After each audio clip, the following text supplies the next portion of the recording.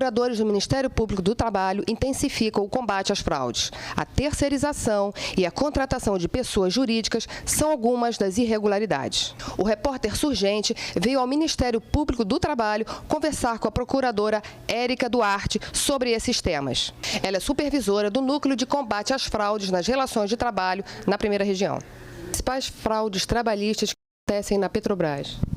Bom, a Petrobras, não sou eu especificamente que atuo na investigação com relação a ela, mas eu tenho conhecimento de que o que mais ocorre em diversas áreas da Petrobras é a terceirização de serviços ou terceirização de mão de obra.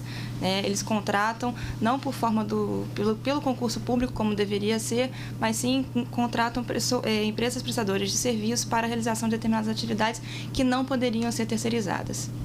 E o que você acha da emenda 3 e das propostas de mudança nas leis trabalhistas que estão tramitando no Congresso? Bom, inicialmente vamos falar das leis trabalhistas, né? Eu acho que a modificação da legislação, ela não pode vir para tirar do trabalhador direitos que foram conquistados com tanta dificuldade, com tanta luta, né? Então, acho que todas as modificações legislativas que vem se estudando tem sempre a tentativa de tirar do trabalhador algum benefício ou reduzir algum benefício, alguma garantia. Então, pelo menos pelo que eu conheço de alguns projetos, eu não acho que sejam totalmente válidos. Você pode, sim, tentar melhorar ou incrementar o número de postos de trabalho, mas não com a redução de direitos dos trabalhadores. Deve-se estudar outras formas de redução de carga tributária e outras coisas nesse sentido, mas não tentando sempre atingir o lado mais fraco da relação trabalhista, que é exatamente o trabalhador, né? Com relação à emenda 3, existe acho que uma má explicação do que de fato está se propondo com essa emenda 3, né? O que tentou se fazer com a emenda 3 ao projeto de lei que criou a Super-Receita foi inserir um parágrafo no artigo que determina que não é cabível que os fiscais reconheçam a existência de uma relação de emprego e que isso seria uma função apenas do judiciário. É interessante separar duas situações bem distintas.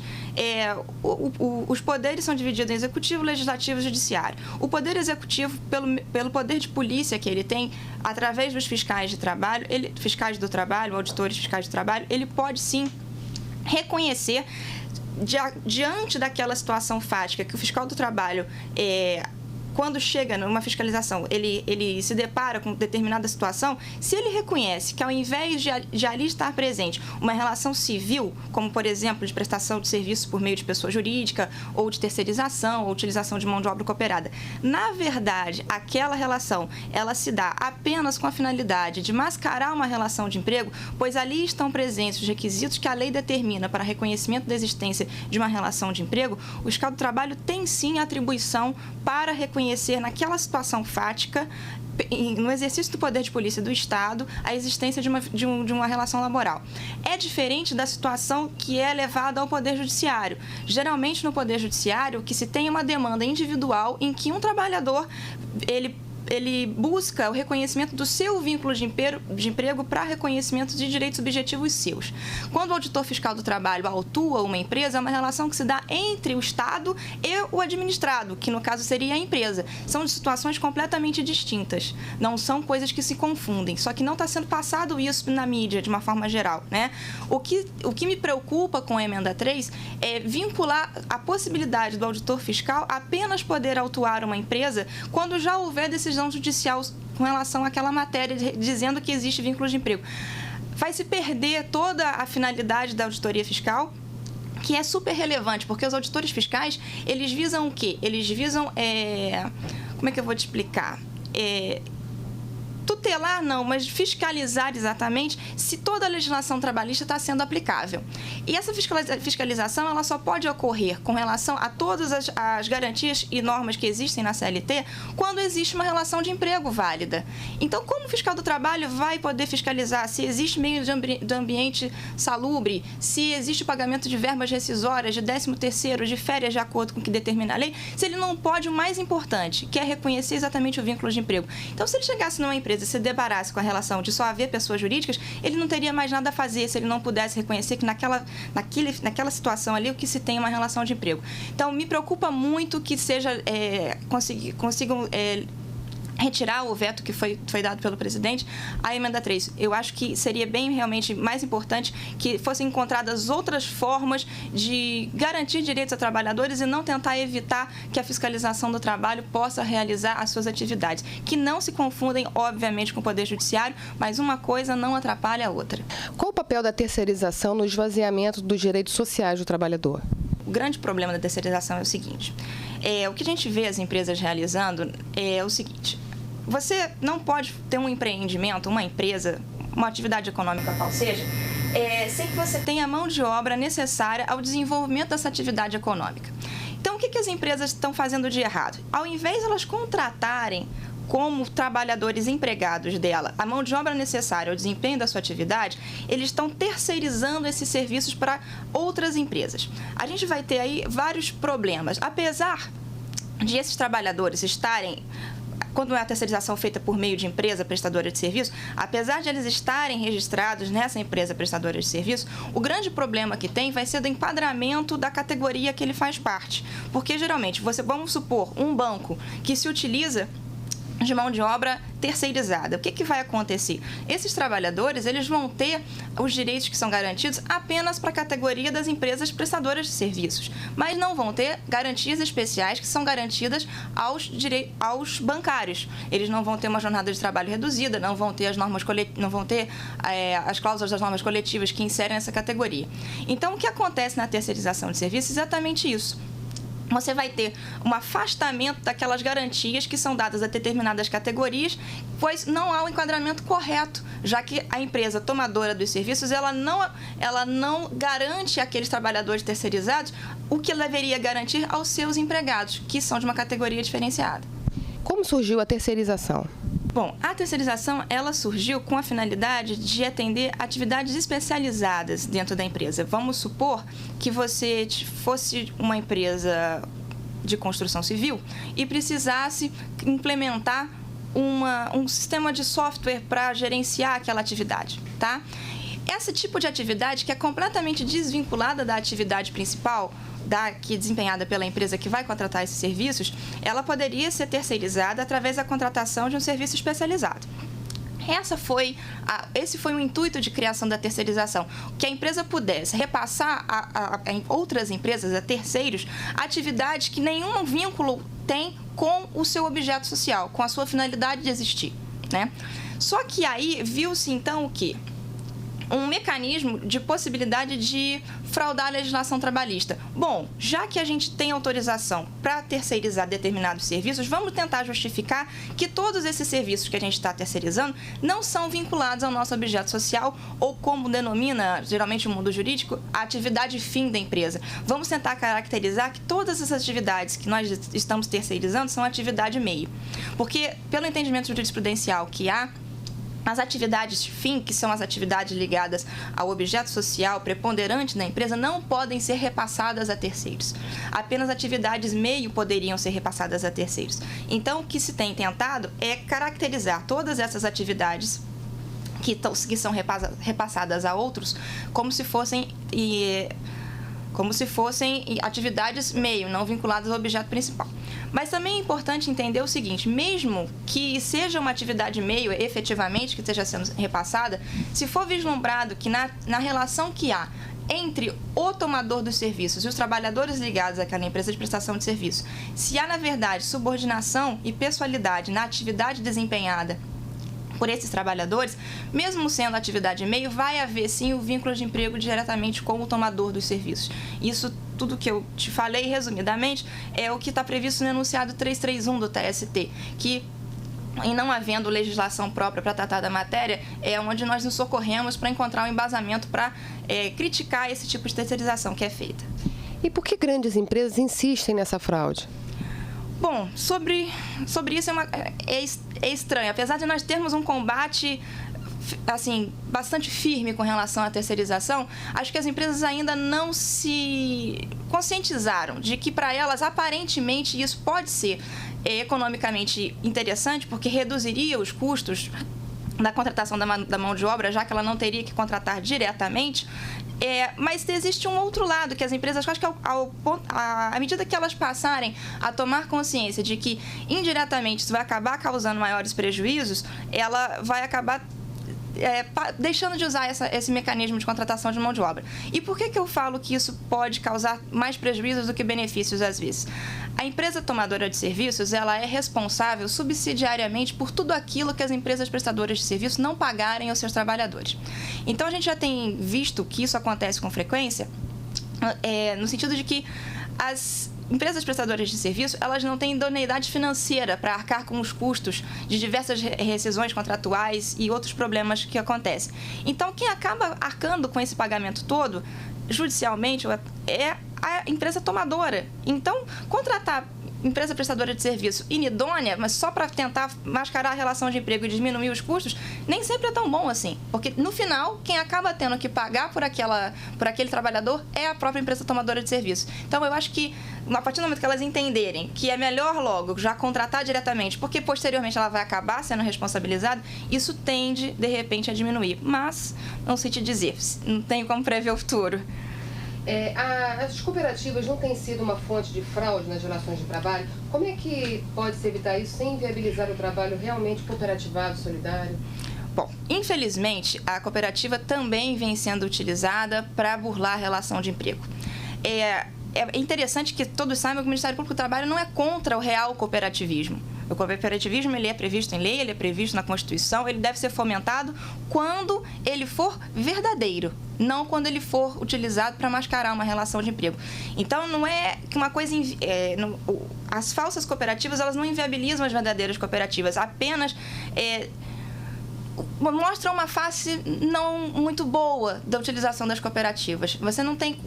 se você pegar os exemplos de cooperativas que a gente pode citar, o que o Ministério Público geralmente combate são as cooperativas de mão de obra, que foram criadas com a única finalidade de fornecer mão de obra a tomadores de serviços ou tomadores de mão de obra. As cooperativas de produção, algumas cooperativas de trabalho, sendo lícitas, não há nenhum óbice que elas continuem funcionando, desde que elas se enquadrem exatamente naquilo que está previsto como espírito cooperativista na própria lei de cooperativas e na Constituição. Com relação às fraudes cometidas por cooperativas, seguiria basicamente a mesma lógica que segue com relação à terceirização. As empresas, ao invés de contratarem de forma direta, se utilizam de um terceiro para fornecer mão de obra. Nesse caso, os terceiros são as cooperativas que são constituídas como uma forma de burlar não só a relação de emprego, mas também o próprio fisco. Por quê? Porque uma cooperativa, ela não tem a mesma carga tributária que uma empresa de prestação de serviços tem. Mas, na verdade, essas cooperativas se constituem em uma empresa de terceirização de mão de obra, de intermediação de mão de obra, que foi constituída por seus donos apenas como cooperativa para pagar menos encargos tributários e fiscais, apenas por isso. Como conciliar a necessidade de formação profissional, evitando a não exploração do trabalhador? A formação profissional, ela deve ser complementada pelo estágio, de forma que o que a gente defende é que no estágio seja dada a complementação daquilo que é ministrado durante o curso da pessoa, seja no ensino superior, seja no ensino médio. O ensino médio é uma questão complicada, porque o ensino médio seria o mais cabível a utilização do estágio apenas em atividades técnicas, quando você tem um curso de formação, digamos assim, técnico. Mas é possível conciliar. É possível conciliar, sim. O que a gente combate é o quê? Uma empresa, ao invés de ela se utilizar da mão de obra do estagiário apenas de forma a que ofereça àquele estagiário a complementação do seu ensino, aprendendo na prática como aquilo vai ser desenvolvido, elas têm suprido essa necessidade de mão de obra pela utilização dos estagiários. E é fácil, às vezes, a gente detectar essas irregularidades. Vou te dar um exemplo, por exemplo. Você está num banco, geralmente aquele pessoal de atendimento que fica próximo aos caixas, que posso te ajudar, posso dar informações, são estagiários contratados. Mas você vai ter num banco, às vezes, estagiários de áreas que nada tem a ver com a atividade bancária. Nutrição, fisioterapia. O que isso tem a ver com a atividade bancária? Nada, né? Então, sempre que você tiver uma desvinculação entre aquilo que a empresa pode fornecer de conhecimento e a atividade, ou o curso, melhor dizendo, que o estagiário faz, você vai ver que temos aí um indício de que existe uma utilização do estágio com intuito fraudulento. O que uma pessoa pode fazer quando perceber que está sendo explorado? A gente tem pleno conhecimento de que é difícil, durante a relação de emprego, que o trabalhador possa ingressar na Justiça do Trabalho, porque senão, infelizmente, ele vai acabar sendo retirado daquele posto de trabalho, né? Existem, então, órgãos como nós, o Ministério Público e o Ministério do Trabalho e Emprego, pela Delegacia Regional do Trabalho, que são órgãos habilitados a receber denúncias e tentar, junto às empresas, que aquelas denúncias, que aquelas irregularidades sejam sanadas, né?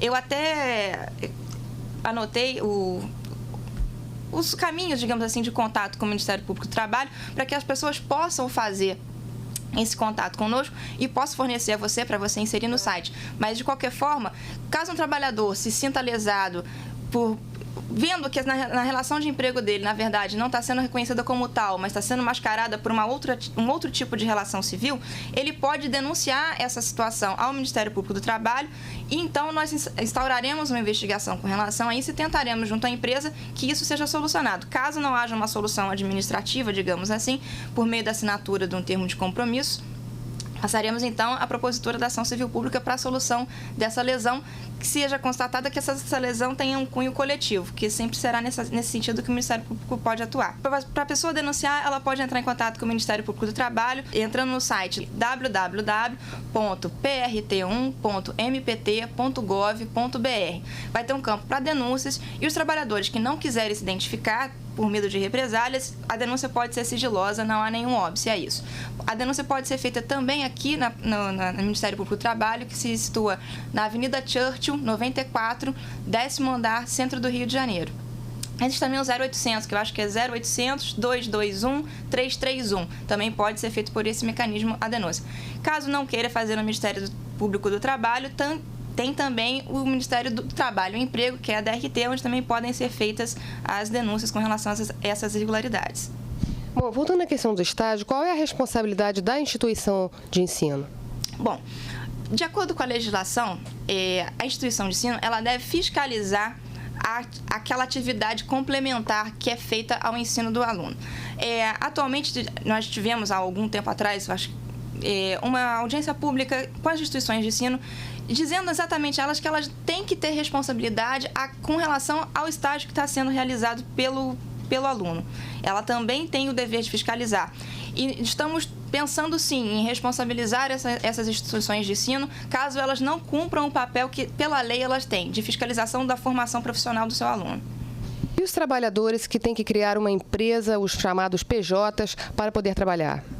Bom, essa fraude vem crescendo. Com certeza, ela vem... A gente inicialmente tinha muitas denúncias com relação a cooperativas e, paulatinamente, está havendo um crescimento, sim, com relação às fraudes por meio de pessoa jurídica. Existem alguns ramos de atividade que são mais propícios a essa fraude, né? Como a parte de comunicação, de informática, e existem algumas outras também.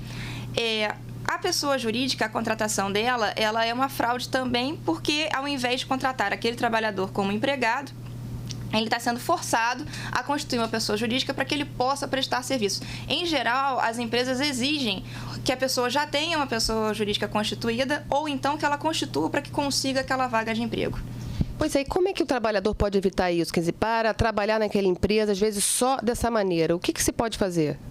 Bom, individualmente fica difícil para o trabalhador se recusar, porque a gente sabe que se ele chegar na empresa e impuserem a ele essa condição, ele vai acabar aceitando como a única forma que ele tem de conseguir o seu meio de subsistência, certo?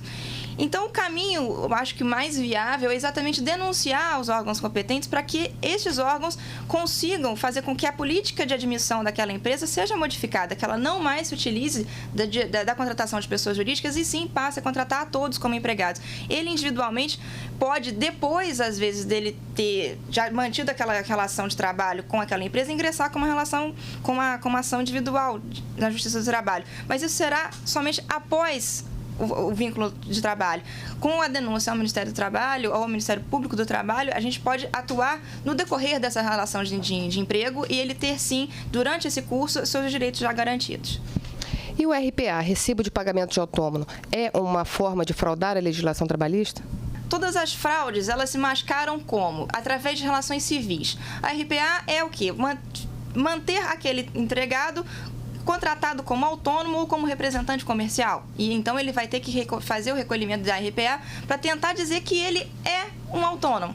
Só que uma coisa que é interessante no direito do trabalho é que existe o princípio da primazia da realidade. O que isso significa? Vai se configurar uma relação de emprego se, de acordo com os fatos que estão acontecendo na realidade, você preenche os requisitos da relação de emprego.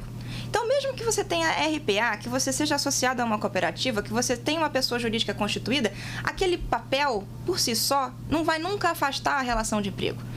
Sim, deve ser verificada a relação que se dá no dia a dia, os fatos, como se dá a atividade do trabalhador junto à empresa.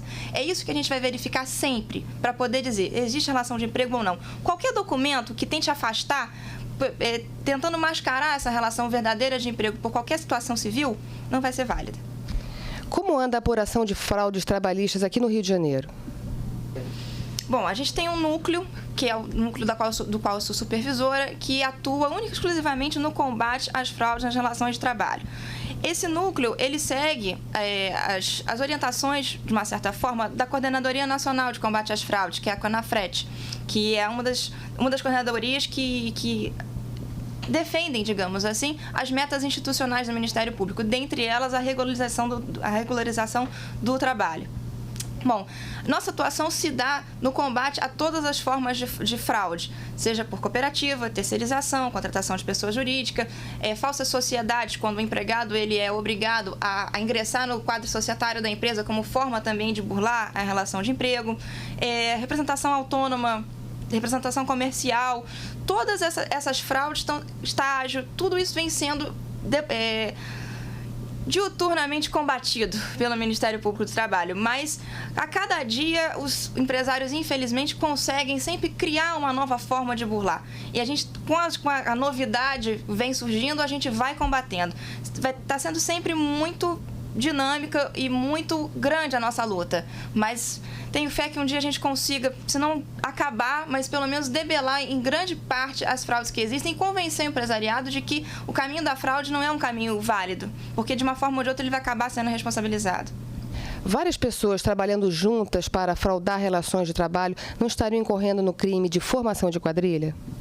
A gente tem no Código Penal a previsão de crimes contra a organização do trabalho, que exatamente frustrar a aplicação da legislação trabalhista. Claro que toda legislação penal ela pode ser aplicada ao caso. Se você tiver como você falou, uma junção de pessoas com a finalidade da prática de crime, claro, sim, poderá ter a formação de quadrilha vinculada ao crime de frustração de direitos trabalhistas. Mas, infelizmente, o Ministério Público do Trabalho ele não tem competência criminal. Nesse setor, a gente fica dependente da atuação do Ministério Público Federal, de acordo com as denúncias que nós encaminhamos para lá. Quando nós constatamos a ocorrência de uma fraude, fazemos, então, uma denúncia formal e encaminhamos ao Ministério Público do Trabalho, ao Ministério Público Federal ou Ministério Público Estadual, para que, então, sejam feitas as medidas cabíveis no âmbito criminal, que, infelizmente, a gente não tem atribuição para fazer, nem a Justiça do Trabalho tem competência para julgar. Tá bom, Érica, muito obrigada. Nada.